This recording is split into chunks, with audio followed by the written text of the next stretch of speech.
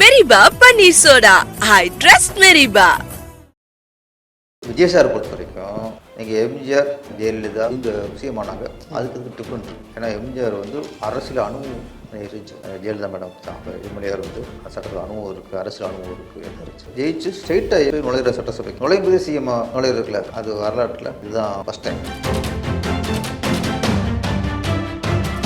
அண்ணா காலத்துக்கு அப்புறம் ஒரு சாமானியன் எம்எல்ஏ ஆனதும் மந்திரி ஆனதும் அண்ணாவுக்கு அப்புறம் ஜி அவர்கள் ஆச்சரியம். ஏன்னா அவங்களுக்கு அதுக்கப்புறம் கலைஞர் வந்தார். ஏற்கனவே இருந்தவங்களே வந்துட்டு இருந்தாங்க. எம்ஜிஆர் வந்தார். புதுசாக கொண்டு வரல. ஏற்கனவே நெடுஞ்செழியன், பாவு சண்முகம், எஸ்டிஎஸ், எஸ்எஸ்ஆர் நிறைய வலுவாக வச்சுட்டார் அவர். அண்ணாவுக்கு அப்புறம் விஜய் சார் தான் அரசியல். இது வந்து சட்டசபையில் பேஸ்டி சட்டம் கோட் ஷூட் வந்து குறை சொல்ல முடியாது. சட்டசபையில் டீச்சர் போட்டு வரலாமா? ஒரு நீதிபதி கோர்ட்டு தான் போகிறாரு, வக்கீல் கோர்ட்டு தான் போகிறாரு, டாக்டர் அவரும் கோர்ட்டு தான் போகிறாரு. ஏன் ஒரு சீன் போடக்கூடாது? நீங்கள் அப்படி விமர்சனம் வச்சா சட்டசபைக்குள்ள ஒரு பனியனை போட்டு ஒரு கொடிய ஸ்டிக்கரை போட்டு வரும்போது ஏன் கேட்கல? ஆரம்பம் எத்தனை வருஷம் ஆச்சு சார்? ஆட்சிக்கு வந்து நீங்கள் 60 வருஷம் ஆச்சு சார். 30 வருஷம் அவங்க காட்டிருக்காங்க சார். என்ன சார் கிழிச்சிய வெக்கம் உங்களுக்கு? ஜாதி எப்போ ஒழிப்பீங்க? எத்தனை வருஷம்? 100 வருஷம் ஆகுமா உங்களுக்கு ஒழிக்கிறதுக்கு? அப்போ நீங்கள் சரியாக ஆளலை. நீங்கள் ஏழை மக்களுக்கான பட்டியலித்த மக்களுக்கான ஆட்சி இல்லை. நீங்கள் மக்களை ஏமாத்துன்னு சொல்லுவாங்க. தானாக வந்து ஜாதி சொல்லுது, அதனால தான் ஒழிப்புனா தானா சொல்லி ஜாதி ஒளி சனாத்து ஒழிப்புனா யார் ஏமாத்துறீங்க?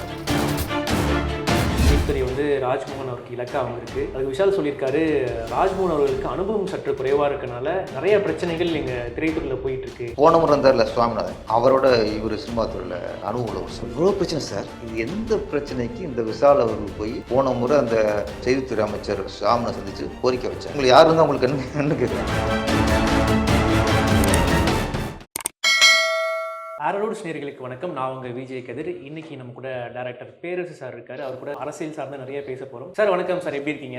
திரைத்துறையில் இருக்கவங்க வந்து முதலமைச்சர் ஆகணும் புதுசில் நம்ம தமிழ்நாட்டை பொறுத்த வரைக்கும் புரட்சி தலைவர் எம்ஜிஆர்லேருந்து புரட்சி கலைஞருக்கு கேப்டன் விஜயகாந்த்லேருந்து அப்புறம் கமல்ஹாசன் வந்து ரஜினிகாந்தும் வரனாரு, அப்புறம் வராம போனாங்க. ஆனால் விஜய் வரும்போது ஏன் இவ்வளோ எதிர்ப்பலைகள் இருக்குன்னு நீங்கள் நினைக்கிறீங்க? எப்போ பார்த்தாலும் விஜய் அவர் ஒரு நடிகர், அவர் எப்படி முதலமைச்சர் ஆகலாம், அவருக்கு என்ன அனுபவம் இருக்குது, 2 வருஷம் தான் கட்சி ஆரம்பிச்சிருக்காங்க அப்படின்னு சொல்லி அடுக்கடுக்காக மற்ற கட்சிகளில் இருக்கவங்க விமர்சனம் வைக்கிறதுக்கு என்ன காரணம் சார்? பயம்தான் காரணம். உங்களுக்கு இவர் வந்தால் இவர் இங்கே வரப்போகிறாருன்னு நினச்சா அசால்ட் வந்துடுவாங்க. ஒரு பயம் வரும்போது தான் இங்கே இவர் வந்துடுவாரோ அப்படிங்கிற பயம் வரும்போது தான் அந்த நிறைய எதிர்ப்புகள் வரும். அப்போ நிறைய இந்த எதிர்ப்பு குரலுங்கிறத விட கூலி குரல் ஜாஸ்தியாக இருக்கும். எதிர்ப்பு கூட எனக்கு மனசுக்கு வந்து உண்மையிலே மனசார பிடிக்கல, இப்போ நீங்கள் மட்டும் தப்பாக இருக்குது அப்படின்னா அப்படி நான் குரல் கொடுத்தேன் எதிர்ப்பு குரல் இல்லை, அந்த குரல் சரியான குரல், அது எதிர்ப்பு குரல் இல்லை. நீங்கள் சரியாக இருந்து என்ன நான் உங்களுக்கு எதிர்ப்பு குரல் கொடுத்தேன்னா அது எதிர்ப்பு குரல், அது வாதம். ரஜினி சார் இந்த 95 96 அந்த ஒரு கண்டிப்பாக வந்திருப்பார். அது வந்து அவர் வாயில சொல்லும்போது அதை விமர்சனம் பண்ணுறாங்க. 100% வந்திருப்பேன்னு சொன்னார்ல கூட ஒரு ப்ரெஸ் மீட்டில் சொன்னார் 2001 நான் வந்ததுன்னா மெஜாரிட்டியாக நான் ஃபார்ம் பண்ணிப்பேன், கவர்மெண்ட் ஃபார்ம். அது உண்மைதான், அது உண்மைதான். அதே மாதிரி விஜயகாந்த் அவரளவுக்கு சாதிச்சிட்டார். ஒரு எதிர்கட்சி தலைவராக வந்து சாதிச்சிட்டார். கமல்ஹாசனை வந்து நீங்கள் அரசியல்வாதின்னா சொல்லக்கூடாது, அவர் காரியவாதி.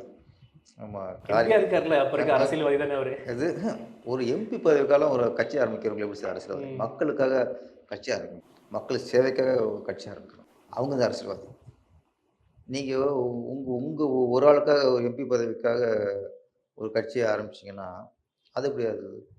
அது சரிப்பட்டு வராது. அரசியல் கட்சியே இல்லது, அவர் அரசியல்வாதியும் இல்லை, ஒரு காரியவாதியாக அவர் ஜெயிச்சிட்டாரு, அரசியல்வாதியாக தோத்துட்டார். அதனால் அவரை திருஷ்டி சேர்க்காதீங்க.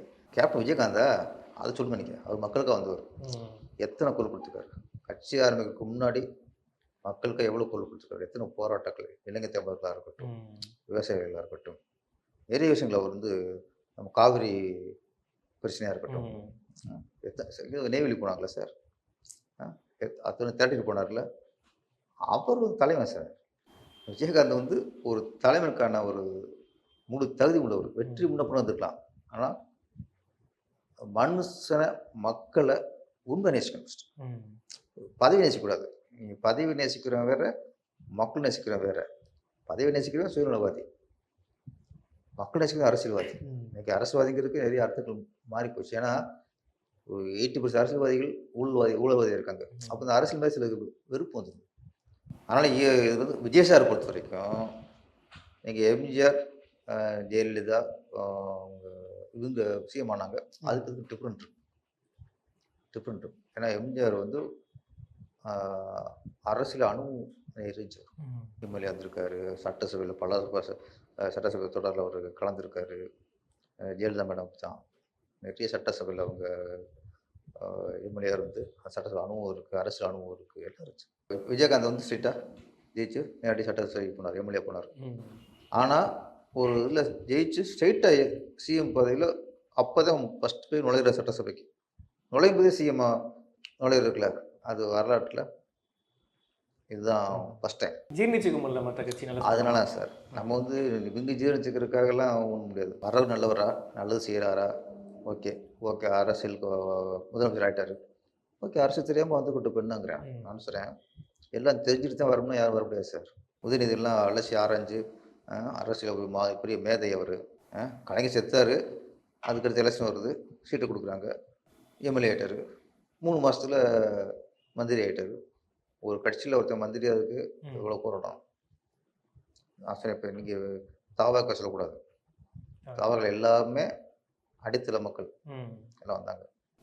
அண்ணா காலத்துக்கு அப்புறம் சொல்கிறேன், அண்ணா காலத்துக்கு அப்புறம் அடித்தள மக்கள் ஒரு சாமானியன் எம்எல்ஏ ஆனதும் மந்திரி ஆனதும் அண்ணாவுக்கு அப்புறம் விஜய் அவர்கள் ஆட்சியில் தான். ஏன்னா அவங்களுக்கு அதுக்கப்புறம் கலைஞர் வந்தார், ஏற்கனவே இருந்தவங்களே வந்துட்டு இருந்தாங்க. எம்ஜிஆர் வந்தார், புதுசாக கொண்டு வரல. ஏற்கனவே நெடுஞ்செழியன், பாவு சண்முகம், எஸ்டிஎஸ், எஸ்எஸ்ஆர் நிறையா அவங்களும் வலுவாக வச்சுட்டார். அவர் பக்கவளம் வச்சு நடிகன் நம்ம தனியால் தான் நம்ப மாட்டாங்க அப்படின்னு அதெல்லாம் கரெக்டாக அரசியல் பண்ணார் வரோம். எதுவுமே நம்ம இதுவும் வரட்ட புதுசு தான் சார். சார் அண்ணாவுக்கு அப்புறம் விஜய் சார் தான் அரசியல் சாமானியர்கள். அப்போது நான் சொல்கிறேன் சட்டசபைக்குள்ள வந்ததில் சொல்கிறேன் அவரும் புதுசு இவங்களும் புதுசு. கேட்டாங்களே இப்போ உதயநிதி எதை தெரிஞ்சுட்டு வந்தார் அவர். அப்பா சிஎம், ஒன்று எம்எல்ஏ, 3 மாதத்தில் மந்திரி, அடுத்து 3-4 மாதத்தில் துணை முதல் மந்திரி. விஜய் அவர்கள் பதவியேற்று சிஎம் ஆகி ஒரு 10 நாள் கிட்ட ஆயிடுச்சு. அவரோட செயல்பாடுகள்லாம் எப்படி இருக்குது? கோட் சூட்லாம் போட்டு வர அசம்பிளிக்கு, அதுக்கப்புறம் வீட்டிலிருந்தே லஞ்ச்லாம் எடுத்து வராரு. முக்கியமாக பெண்கள் பாதுகாப்பு, போதை இது விஷயமா வந்து இந்த கலாச்சாரம் பற்றி ஒழிக்கணும் மாதிரி முன்னெடுத்திருக்காங்க. இந்த 10 நாள் அவரோட செயல்பாடுகள் எப்படி இருக்கு உங்கள் பார்வையில்? முதல்ல கோட் சூட்டுக்கு நான் ஒன்று சொல்லிடுறேன்.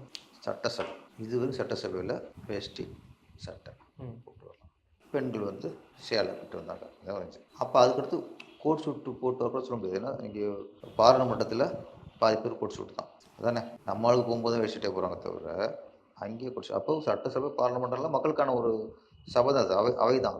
கோட் சூட்டு வந்து குறை சொல்ல முடியாது, அது அவங்களுடைய இதை பொறுத்து. சட்டசபையில் டீஷர்ட் போட்டு வரலாமா?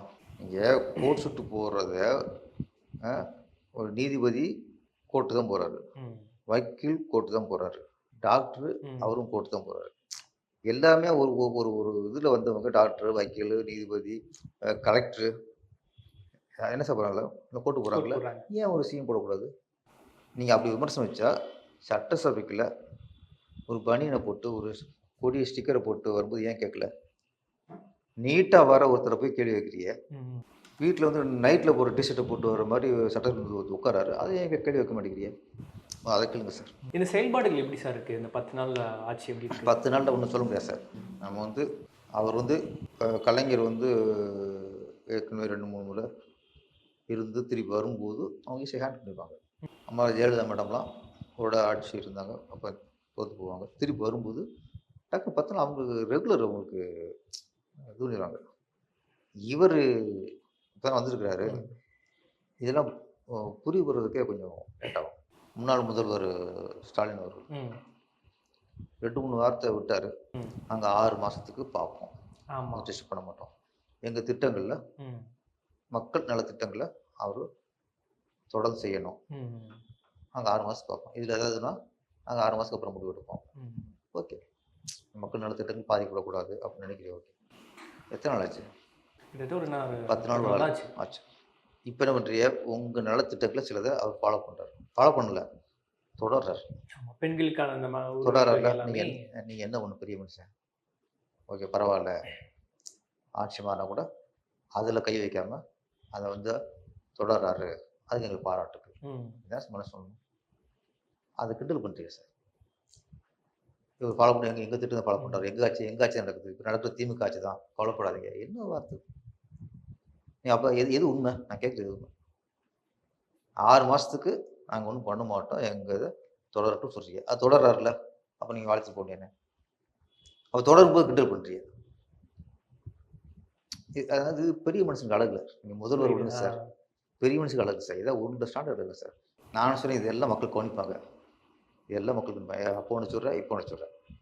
இந்த வடிவேல் காமெடி இருக்குல்ல, காலைல அப்பா அம்மா காலை தொட்டு கும்பிட்டு அப்படியே தெய்வமே சொல்கிறது, சாயந்தரம் வந்தோடனே 6 மணிக்கு மேலே 6 மணிக்கு மேலே அப்பா அம்மத்தி விட்டு மிதிக்கிறது இருக்குல்ல, அந்த மாதிரி ஒரு பெரிய ஆள் இருக்கக்கூடாதுல்ல. அந்த மாதிரி தான் அவங்க கதை இருக்குது. சரிங்க சார். அடுத்த அசம்பிளியில் வந்து மறுபடியும் 2 வருஷம் முன்னாடி சனாதனம் பற்றி ஒரு பேசு பொருளாக அடிபட்டுச்சு உதயநிதி ஸ்டாலின் அவர்களை. இப்போ எதிர்க்கட்சி தலைவர் உதயநிதி ஸ்டாலின் என்ன சொல்லியிருக்காருன்னா, சட்டசபையில் மக்களை பிரிக்கும் சனாதனம் அழிக்கப்படணும், ஒழிக்கும் அந்த மாதிரி சொல்லியிருக்காங்க. அதுக்கப்புறம் தாவேகா எம்எல்ஏ முஸ்தபா என்ன சொல்கிறாருன்னா, நாங்களும் அதை பின்பற்றுற மாதிரி சொல்கிறாங்க. ஆதவர்ஸ் என்ன சொல்கிறாருன்னா, ஒரு ஒரு ஒரு ரிப்போர்ட்டர் கிட்ட என்ன சொல்கிறாங்கன்னா, we are not against Hindus, we are against Hindutva அப்படி மாதிரி சொல்கிறாங்க. சனாதனம் பற்றி இப்போ மறுபடியும் ஒரு பேச்சு பொருள் அடிபட்டு இருக்கு. தாவேக்கோட நிலைப்பாடு என்ன? உண்மையிலே சனாதனா என்ன சார்? ஜாதியாக வச்சு ஜாதி வாரியா சூத்ராஸ் சத்ரியாஸ்லாம் இந்த வேலை தான் பார்க்கணும், அதனால மக்கள் வந்து ஒரே இடத்துல தான் இருப்பாங்க, தாழ்த்தப்பட்டவர்கள் வந்து அந்த வேலையை மட்டும் தான் செய்யணும்னு சொல்லி வைக்கிறனால தான் நாங்கள் சனாதனத்தை எதிர்க்கிற மாதிரி அவங்க சொல்கிறாங்க. நீங்கள் என்ன சார் சொல்லி பார்க்குறீங்க? நீங்கள் நீதிமன்றத்தை எடுத்துங்க, மருத்துவமனையில் அரசு மருத்துவமனை எடுத்துக்கங்க, ஸ்கூல் எடுத்துக்கங்க, அங்கே இப்போ போய் பார்க்க சொல்லுங்க போயிட்டு. அங்கே வந்து தாழ்த்தப்பட்ட ஜாதியினர் இல்லவே இல்லையா? எல்லாமே நீங்கள் அழிக்கணும்னு சொல்கிறீங்கல்ல, ஆரியர்கள் எல்லாமே உயர் ஜாதி அங்கே இருக்காங்களா? எத்தனை சதவீதம் உயர் ஜாதியினர் அங்கே இருக்காங்க, எத்தனை சதவீதம் தாழ்ந்த ஜாதிகள் இன்னைக்கு அரசு அலுவலகங்கள் இருக்கான்னு கணக்கெடு சொல்லுங்கள் சார். ரிஜிஸ்டர் ஆஃபீஸில் சொல்கிறேன் சார், எல்லாம் கணக்கெடு சொல்லுங்கள் சார். அங்கே இவங்க சொல்கிற சிறுபான்மையர் இந்த பட்டியலினத்தவர் யாருமே இல்லை, எல்லாருமே உயிர் ஜாதி தான் இருக்காங்க அப்படின்னு சொல்லிட்டு நான் ஒத்துக்கிறேன் சார்.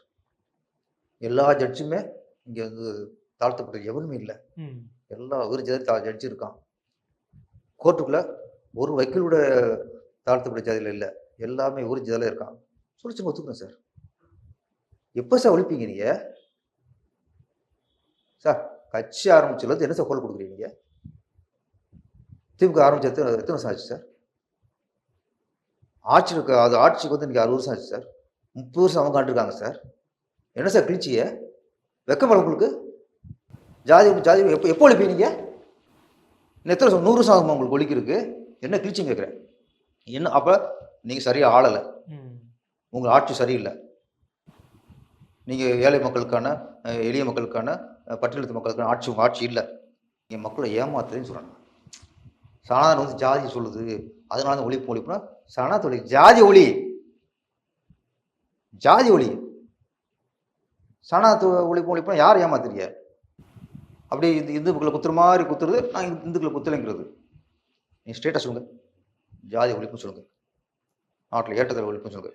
ஒழிக்கணும் அடுத்து எங்களுக்கு ஓட்டு போட சொல்லுங்க சார். போர்டில் வாவு சேர்ந்து ஒரு பிள்ளை, அந்த பிள்ளையை அழிச்சிட்டா ஜாதி அழிச்சிடாது. முத்துராமலிங்க தேவர், இந்த தேவருங்கிறத அழிச்சிட்டா ஜாதி அழிச்சிடாது. அழிஞ்சுமா சார்? ஓகே, நான் வறுமையில் இருக்கேன் சார், நான் வறுமையில் இருக்கேன். சாட்டில் வறுமைன்னு எழுதியிருக்கு, வந்து வறுமை அழிச்சிட்டியே, வறுமை ஒழிஞ்சிருமா? அது எப்படி? அதுக்கு என்ன சார் பண்ணணும்?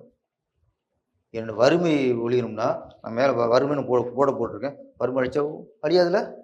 வறுமை போக்குறதுக்கு என்ன வழி? எனக்கு வேலை கொடுக்கணும்ல, எனக்கு வருமானத்தை வழியை பார்க்கணும்ல. நீங்கள் என்ன பண்ணுறீங்க?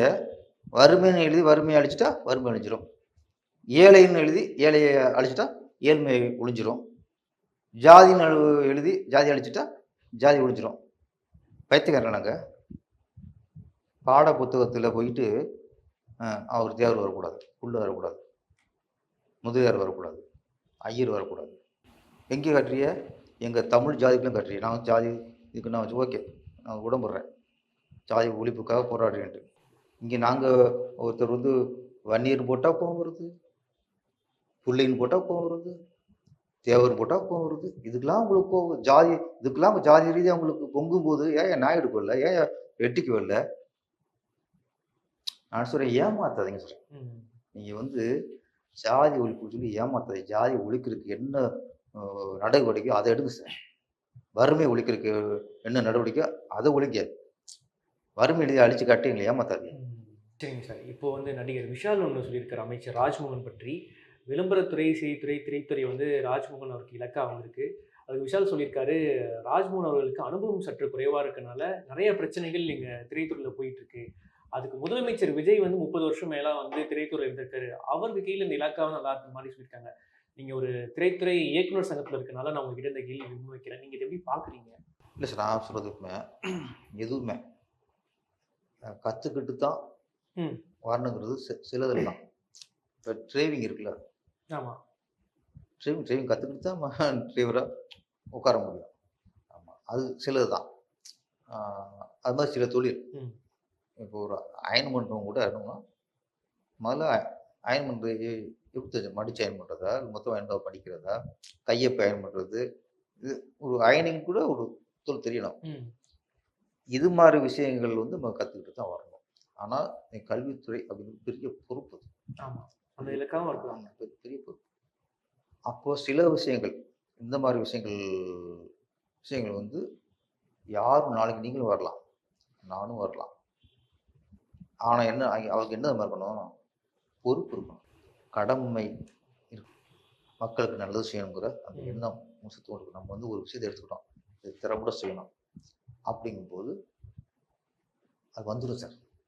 யார்கிட்ட என்ன கேட்குறேன்? இப்போ உங்களுக்கு ஒரு ஊருக்கு போகிறீங்க, இப்போ திருச்செந்தூர் போக முடிவு பண்ணிட்டியே, ரூட்டு தெரியாது, நான் ஃபோன் முடிவு பண்ணிட்டியே, எனக்கு ரூட்டு தெரியாது, உட்காந்து வீட்டுக்கு உட்காந்துருப்பீங்க. நம்ம யார்கிட்டயாவது கேட்டு இல்லை மேப் பார்த்து போக வேண்டியது. அதான் ஒரு இடத்துக்கு ஃபோன் முடிவு பண்ணும்போது நம்ம இப்போதைக்கு மேப் இருக்குது, ஒரு காலத்தில் போர்டு இருக்கும், இல்லை சில இடத்துல யார் தெரிஞ்சவங்க ரூட் தெரிஞ்சவங்களோ தூக்கி காரில் வச்சுக்குவோம். கரெக்ட் தானே? இது வந்து ஒரு நம்ம எதை நோக்கி போகிறோம் அப்படிங்கிறதுக்கு அதுக்கான வழியில திரும்பல, தெரிஞ்சு வச்சுட்டா போதும். தெரிஞ்சுக்கிற ஆர்வம் இருக்கணும். முதல்ல தெரிஞ்சுக்கிற ஆர்வம் இருக்கணும். இதுதான் வேணும்.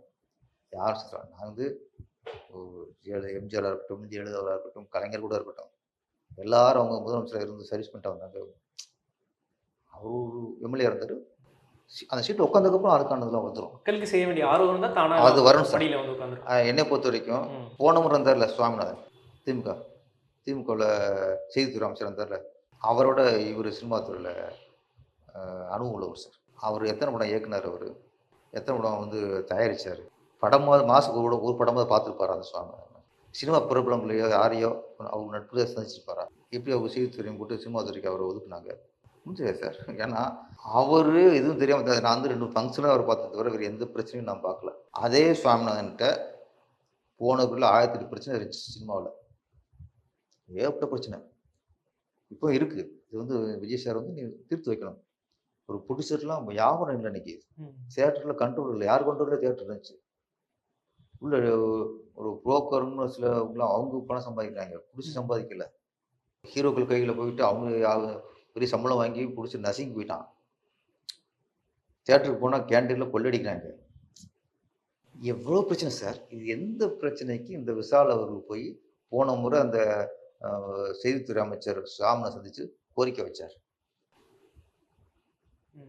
நீங்கள் எப்போ போனோட விவரமான போட்டாங்க, இத்தனை கோரிக்கைலாம் போய் வச்சோம், இப்போ அதே மாதிரி இப்போ கோரிக்கை வைக்க போகிறோம். அப்போ போனவர்கள் ஒன்றுமே இல்லை. நீங்கள் உங்களுக்கு யார் இருந்தா என்ன? ஒரு சினிமாவில் அக்கறையோடு இருந்து அதுக்கான ஒரு நிவர்த்தி பண்ணணும், சரி பண்ணணும், பிரச்சனை சரி பண்ணணும் ஒரு அக்கறையோடு நீங்கள் ஒரு செய்தித்துறை அமைச்சர் பார்க்க போகிறீங்கன்னா உங்களுக்கு என்ன இருக்குன்னு ஆசைப்படலாம். நீங்கள் எதுக்கு போனீங்கிறேன், உங்களுக்கு யார் இருந்தால் உங்களுக்கு என்னன்னு கேட்குறேன். நான் வந்து ராஜ்மோகன் வந்து தெரியும், அவர் சினிமா துறையில் நிறைய பேருக்கு பழக்கமானவர், சினிமா துறையில் பரிச்சயமானவர், நிறைய படங்கள் பார்க்கக்கூடியவர், விமர்சனம் பண்ணக்கூடியவர், தொகுப்பாளர், ஊடகத்தில் உள்ளவர். ஸோ ஊடகத்தில் இருக்கும்போதே எங்கள் கூட நெருக்கமாக சொல்கிறேன். இன்றைக்கி நான் சொன்னேன் சார், இன்றைக்கி வந்து ராஜ்மோகன் அவர் இருக்காங்களே, ஒரு ஃபோன் மட்டும் அதையும் பார்த்துருவேன் சார். நான் சொல்கிறேன் சார், இப்போ மினிஸ்டர் ஆனதுக்கப்புறம் கூட இப்போ பார்த்துருவேன் சார். சார் நான் 4 மணிக்கு வரேன் சார், வாங்க பார் சார், அதான் சார் எங்களுக்கு வேணும். எங்கள் சினிமாக்காரன் ஈஸியாக தொடர்பு கொள்ளணும் சார், வேணும். ஓகே, அது என்ன பிரச்சனை, அது வந்து அவருக்கான பவர் இருக்குது சார். அவருக்கு அதிகாரம் இருக்குது. அந்த அதிகாரத்தை பற்றி அவர் நிவர்த்தி பண்ண முடியும். போன முறை இந்த சுவாமிநாதன் அது பண்ண எந்த மினிஸ்டரும் நான் பேரரசு ஃபோன் பண்ணி வானம் வந்து முடியாது. ஒரு அப்பாயின்மெண்ட் வாங்கி அவர் பிஏட்ட ஃபோன் பண்ணி இருந்துச்சுல. எங்களுக்கு எளிதாக இருக்குது சார். எங்களுக்கு ஒருத்தர் அவர் எங்களுக்கு ராஜமோகன் இன்னைக்கு பார்த்தலாம். இன்னைக்கு பண்ண நாளைக்கு காலைல பார்த்துக்கலாம். யாராலும் பார்க்க முடியாது இன்னைக்கு. அப்போ எங்களுக்கு அவர் சரியான ஆள். இந்த எளிமையாக அதே மாதிரி சினிமாத்துறை விவரம் தெரிஞ்சவர். அந்த விஷயம் பயப்பட வேணாம். நன்றி, வணக்கம் sir. Meriba Paneer Soda. I trust Meriba.